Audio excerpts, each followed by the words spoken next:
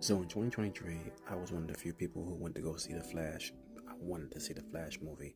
No, I was not a fan of Ezra Miller's take on the Flash before in the other movies, but I was willing to give this movie a chance because I'm a fan of the Flash comics. This movie is loosely based on the Flashpoint comics that came out many years ago, where Barry goes back in time to save his mom from being killed. When he returns to his timeline, things are different. For example, there's no Justice League. It's a great comic.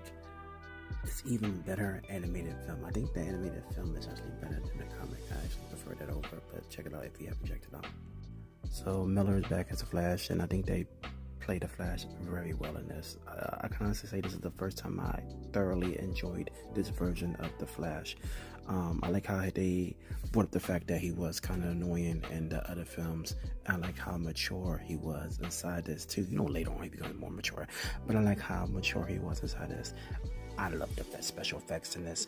I love the way the costume looked in it. I love the way they showed his powers. The way they showed his powers in this is the best I've seen in any live action version of the Flash, or it be TV shows or even in cartoons. Like, they really showed how he used his powers.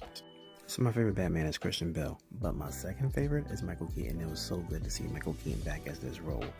Slightly different than what we've seen him in 1989 and 92, but it was good to see him back inside it. He looked like he was in his element with this one. Speaking of Batman, Ben Affleck is back as Batman on here. It's a small cameo, but it's solid.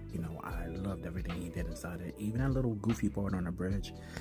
I thought that part was kind of cute and funny. But I really liked the part where he was Bruce Wayne and he was talking to Barry in the alleyway and he was splitting pizza and everything.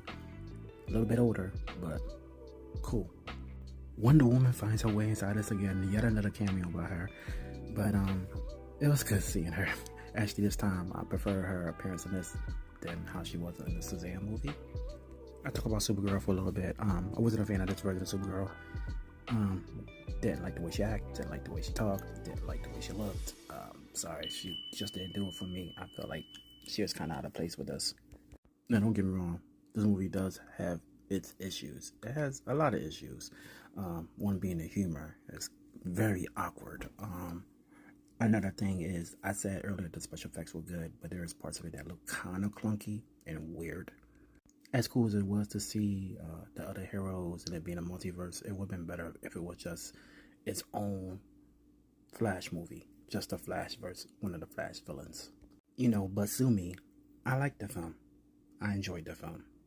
And that Clooney cameo was awesome.